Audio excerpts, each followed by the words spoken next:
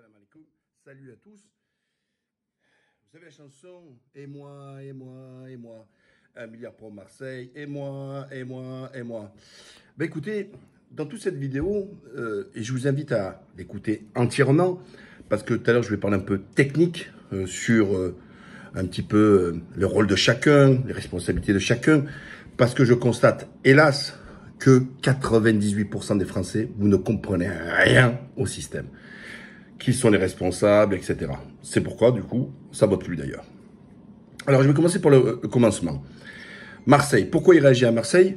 Parce qu'il a fallu qu'il y ait eu des règlements de compte, qu'il y ait eu des assassinats en pleine rue, etc. pour voir Macron boucher ses fesses.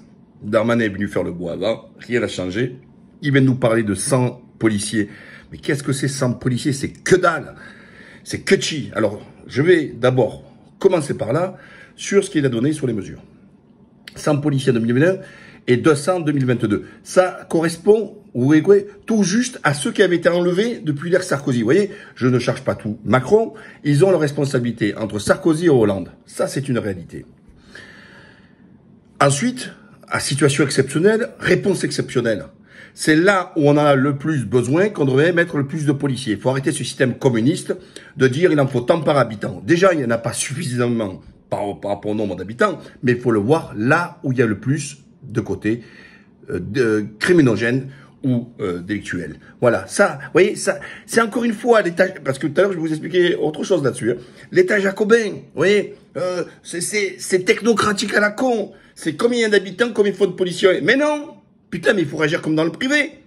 Vous avez un restaurant, vous mettez du nombre, pas au nombre de tables, vous mettez le nombre de serveurs, mais c'est à la fréquentation de votre restaurant que vous mettez un nombre de personnes, de personnel. Sauf que là, non.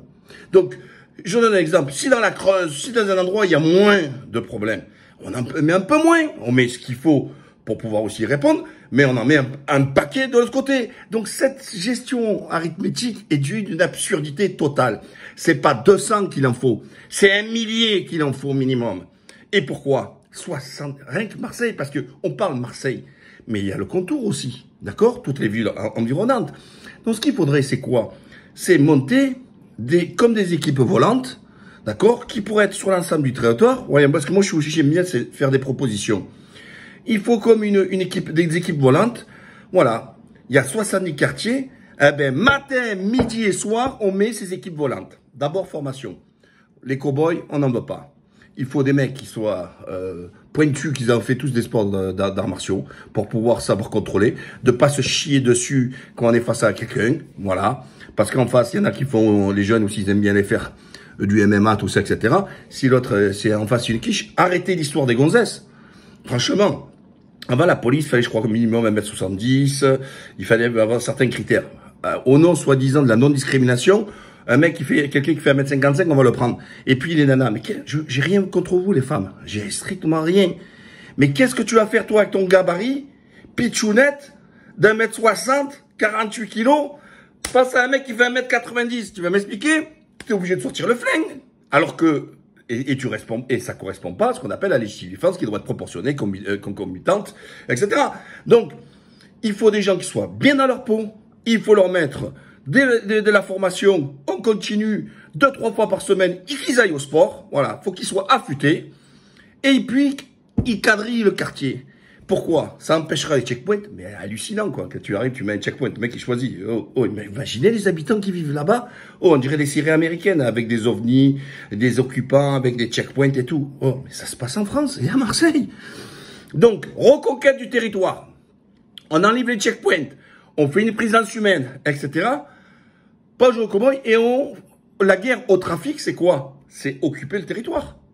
C'est faire en sorte qu'il n'y a plus d'espace sur le territoire où ils peuvent dealer, où ils se sentent en sécurité. Et pas seulement une voiture qui vient, qui vadrouille, il y a le chauffe qui arrive, qui fait le diège, les poulets sont là.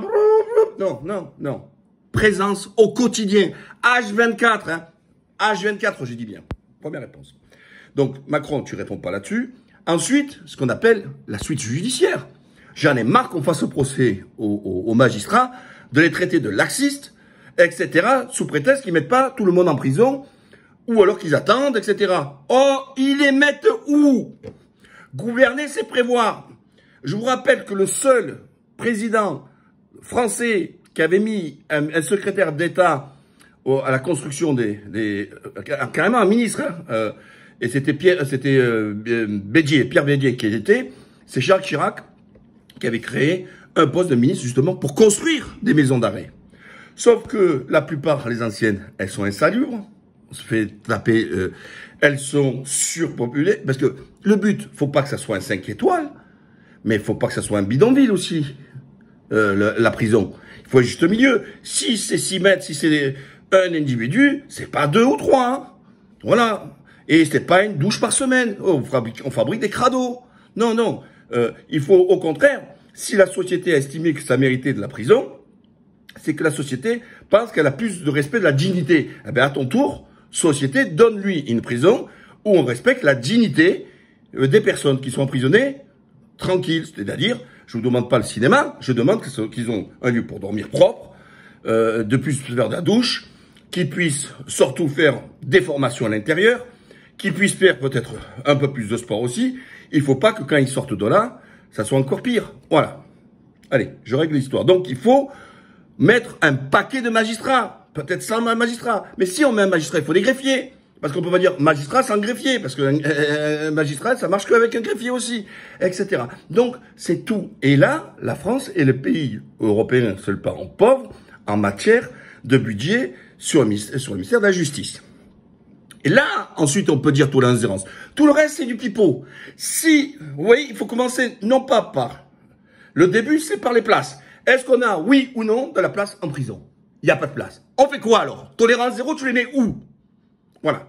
Ça, règle ronde. On crée les places. C'est pas compliqué, hein. Ils disent oui, il y a des communes qui veulent pas, tout ça, etc. Oh, t'es l'État, toi, tout puissant. Tu choisis un territoire. Le terrain, il n'est pas construit, tu rentres constructible. C'est toi l'État, putain, mais c'est nous l'État, c'est toi qui décides. Prends un morceau de territoire, pas très loin d'un TGV, pas très loin d'un lieu de transport pour que les familles puissent aller les voir. Et construis-moi un truc. Et s'il faut un truc immense construire, avec des blocs, des bâtiments, tout ça, etc. Hein? On sait faire des grosses régions. Ben, réagissons avec les grosses régions. Et puis, on dit à tel endroit, il n'y a rien, ça va créer de l'emploi un peu à côté aussi, hein, à travers des services et tout ça, etc. Voilà. Et en même temps, les centres pour les mineurs. Parce que si tant qu'on n'aura pas réglé le problème des mineurs, à 12 ans ou à 13 ans, ça passe, ça n'est pas en prison. C'est enfermement dans une structure, avec scolarité, formation, remise à niveau, formation, et il ne part pas de là tant qu'il sait pas, qu'il n'a pas une formation qualifiante. Mais oui, si c'est pour le jeter dehors et qu'il a rien et qu'il n'est pas insérable, je vois pas ce qu'on va en faire. Donc, il faut créer ces centres d'éducation fermés, etc. Alors, vous pouvez faire un mix. Certains disent qu'il faut le mettre par des militaires, tout ça, etc. Parce que militaire, il y a plus d'autorité. On a un problème aussi des éducateurs, aussi de l'excuse. Pas tous, mais voilà. Donc, il faut qu'il y ait ces structures pour là. Enfin, Macron, il intervient sur l'histoire des écoles. Et là, vous allez me dire, peut-être que ça vous semble un peu paradoxal. Alors, c'est pas du tout paradoxal. Il veut rénover les établissements scolaires, sauf que ça, c'est la responsabilité de la ville. Qu'est-ce qu'a fait Gaudin en 25 ans ou en 20 ans, je sais pas combien d'années qu'il était là-bas, Gaudin. Ça, vous vous rappelez, l'infrastructure, école maternelle et école primaire, ce sont les responsabilités des communes. Et là, il y a Macron, Jupiter, qui débarque et qui dit t'as pas su t'en gérer, je vais le faire. Alors que la ville, elle est archi endettée de Marseille en plus. Donc, on a le territoire du Sud gâté, chouchouté, cet électorat de Gaudin. Les autres, ils votent même pas, et quand il y a le peu qui votent, ils votent à gauche, quartier nord, rien à foutre. Et donc, on se retrouve avec des établissements scolaires, avec de l'amiante, avec tout ça, avec du plomb, et ce que vous voulez. Donc ça, c'est inadmissible. Et donc, Macron, il arrive en sauveur, à 8 mois des élections, parce que cette situation, l'amiante, elle y était il y a 4 ans. L'amiante, les plombs, les problèmes d'infiltration, tout ça, c'était la même chose il y a 4 ans. Pourquoi tu démarques à 8 mois des élections? C'est bien que tu as quelque chose, et là, tu joues le grand Messi. Et là, on trouve l'argent. Avant, non. Je vous rappelle, il met 1 milliard sur la table, alors que pour le budget de l'État, il avait coupé 5 € des APL pour les étudiants pour faire une économie de 700 millions. Alors, pour 700 millions, on a dit, oui, on en a besoin, on est à la ramasse. Et là, tu jettes 1 milliard. D'accord? Donc, carton rouge à la main. Et là, je veux créer un délit Parce que le préfet, il est là pour contrôler le travail. Il faut comprendre comment ça se passe. Le préfet représente l'État.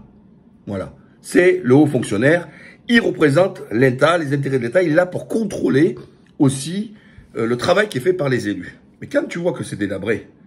Alors, moi quand j'étais propriétaire, la moindre truc, il y a un peu, là, c'est un peu marron, c'est un peu noir, on te met un salubre en appartement. Là, on envoie des gamins à l'école. C'est pire qu'un salubre. On met carrément de l'amiante, vous imaginez. Mais moi, même en prison ou en privé, si je mets ça. Et là, le préfet, il dit rien. On laisse faire. On laisse faire. Ah ben, il faut exiger. Et si le maire, quel qu'il soit, ne fait pas les choses, le préfet, il a le moyen de mettre sous curatelle. Et c'est le préfet qui gouverne. Il peut intervenir. Il faut faire en sorte qu'il coupe dans le budget et qu'il impose au maire de le faire. De créer le délit et de destituer, sur le plan judiciaire, créer le délit. Tout élu, tout dirigeant, toute équipe municipale, etc., qui ne respecte pas ses attributions, notamment l'entretien et la création d'établissements scolaires, par exemple, là-dessus, c'est direct, on les gicle. Faut pas attendre 6 ans attendre que ce soit les Français qui le font, les électeurs. Non, non, non. Il faut le créer, ce délit. Parce que c'est bien de vouloir des droits, il faut avoir aussi des devoirs.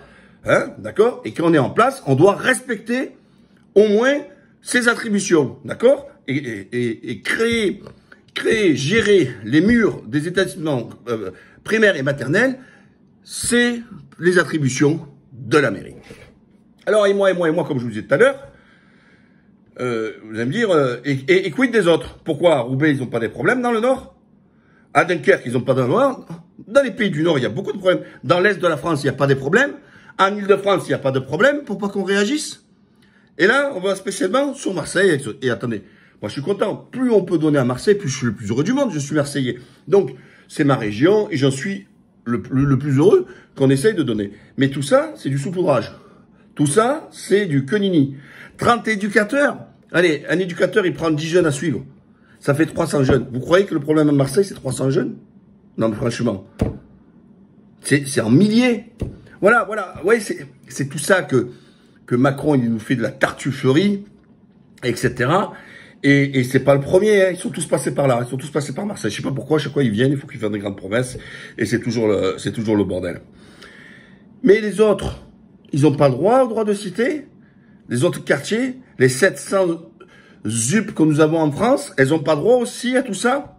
Alors, première proposition. Je l'ai écrit dans mon livre sur le logement, il est écrit il y a 15 ans ou 16 ans de ça. Vous voyez, tout ce que je prédisais aussi, ça y est encore. Pour moi, je suis contre les logements sociaux d'un bloc. Il faut commencer à tout démolir. Tous les trucs où on démolit. C'est immense, on démolit parce qu'il faut voir l'état des immeubles. Alors, entre nous, c'est pas les riches qui sont venus pisser dans les cages d'escalier, démolir les boîtes aux lettres, casser la porte d'entrée et bloquer l'ascenseur. Hein. C'est ni les juifs, c'est pas les sionistes, c'est personne d'autre. Ce sont les jeunes de chez vous, du quartier, comme ça, qui ont détruit leur propre logement extérieur. Donc déjà, il faut rappeler quand même qu'ils sont les responsables. Voilà. Le bailleur, il encaisse, il branle plus rien. Donc pour moi, je suis pour chaque construction, par exemple, à tel endroit, on a droit à un thème. Maintenant, on parle plus de chaune. Hein. En France, on parle dans la plupart du temps de volume. On dit 20% du terrain. Alors, par exemple, sur 1000 mètres, tu as droit à 20%. Donc, ça aura 200 mètres carrés au sol. Désolé d'être un peu technique. Et après, on parle de hauteur de fêtage. C'est-à-dire la hauteur. Voilà. Ben, de donner 10% en plus de construction à tous les constructeurs. Et que ces 10% de construction qui ont été faites en plus et payées par l'État, bien sûr, c'est mettre des logements sociaux. Voilà. Et donc là, on a une vraie mixité sociale. Parce que la mixité sociale, c'est j'ai 5000 habitants dans des tours et je mets 30 pavillons. C'est pas ça la mixité sociale. Dans le même lieu. D'accord? Donc, on construit. Voilà. Un immeuble, il y a 50 appartements. Ah ben, tiens, 5 appartements pour des familles modestes. Voilà. Et attention, parce que les gens, quand tu leur dis famille modeste, ils voient déjà directement Al-Qaïda, ils voient que des barjots et tout ça. Il faut casser tout ça. Et comme les constructions, les bâtiments, comment vous dire, les écoles dites de proximité maternelle primaire, c'est un découpage géographique, on aura une population qui est déjà mixte, qui pourra aller dans son établissement à côté. Sauf qu'aujourd'hui, avec ces gros ensembles, l'école, elle est en bas de la cité. Et donc avec qui? Avec les mêmes problèmes, avec les mêmes profils, etc. Ce sont les bailleurs qui ont envoyé en plus les gens en disant « Ah, après c'est communautarisé ». Comme Zemmour, il essaie de nous faire croire que oui, les Blancs dans certains quartiers sont partis. Partis de où? S'il est déjà dans un HLM de merde, c'est qu'il n'a pas d'oseille. Donc il peut pas aller ailleurs parce qu'il n'a pas... Aucun du privé va lui donner. Donc ça aussi, il n'y a qu'à la télé qu'on peut gober ça. Vous croyez que le mec qui est dans une cité moisie, il a été parce qu'il était contraint, parce qu'il n'a pas de thune, parce que le loyer est moins cher, etc. Il n'a pas l'argent de se payer un intermédiaire. Et même l'intermédiaire, on ne lui donnerait pas parce qu'il faut 3 fois la fiche de paye. Vous voyez? On en revient au même système que dans le privé. Donc, nous faire croire que les gens partiraient, ouais, ils sont allés plus loin, ils ont acheté le pavillon. Mais ils n'ont pas de thunes, qui se veut acheter le pavillon. Donc, ceux qui sont partis, et même chez, comme il dit lui, c'est là, il a rien compris. Les basanés en premier, dès qu'ils ont de l'oseille, ils se barrent. Ils vont aller ailleurs pour aller avoir un truc. Et quel être humain digne de ce nom accepte de vivre dans la merde? Aucun. Donc ça voudrait dire que, donc oui, les musulmans aimeraient vivre dans la merde. Non, ils aiment la propreté. Je vous rappelle qu'ils se lavent 5 fois par jour pour faire sa prière. Hein, quand certains en France, ils ont attendu le Covid pour se laver les mains. Hein, oui, toujours les mêmes pensées. Donc, voilà la deuxième réponse que j'apporte. Il faut le faire rapidement. Là, il nous propose 10 000 logements sur 15 ans, Macron. 10 000 sur 15 ans. Il y a eu le feu ici, en Turquie, d'accord? Beaucoup de feux. 45 000 logements, le gouvernement s'engage à reconstruire en moins d'1 an. Là, les premières maisons ils ont été livrées. On a eu le feu là. Dès le mois de juillet, les premières maisons à Manavgat ont été livrées en Turquie. Expliquez-moi pourquoi nous, en Turquie, on est capable de faire en 3 mois. Et en France, il faut attendre 15 ans, comme il propose Macron, pour en faire 10 000 de logements. Et en Turquie, on va en faire 45 000 en 1 an. Voilà. Là aussi, lourdeur administrative, c'est lourd, c'est ci, etc. Il faut, je vous l'ai dit, tout le reste, c'est du bricolage, c'est du sparadrap. La seule méthode qu'il faut faire, c'est celle que je viens de vous dire là. C'est, paf, on détruit ces logements, on fait de la vraie mixité de partout. Ceux qui sont au chômage, ils n'ont pas le choix, ils vont dans un endroit où il y a un peu plus de métropole, etc. C'est plus attractif parce qu'en plus, souvent, dans ces zones-là, et les transports en commun, ben, ils se font rares, etc., etc., etc. Donc, tout se cumule en termes de problèmes. Alors là, vous allez me dire peut-être que je suis paradoxal, c'est que moi, grand défenseur, grand girondin, défenseur de la décentralisation, un pouvoir régional, etc., à dire, regarde, Mourad, on a donné du pouvoir aux maires, pour les maires, ils n'ont pas fait le boulot. Mais oui, mais c'est pas parce que je souhaite qu'on donne plus de pouvoir et que c'est pas à Macron à venir, mais à la région, pas à la région immense comme ils ont fait là, mais revenir aux anciennes régions, vous voyez, qui ont une taille un peu humaine, tout le pouvoir économique de pouvoir faire, justement, de dire là, on met le paquet parce qu'on en a besoin, mais il faut un organe de contrôle.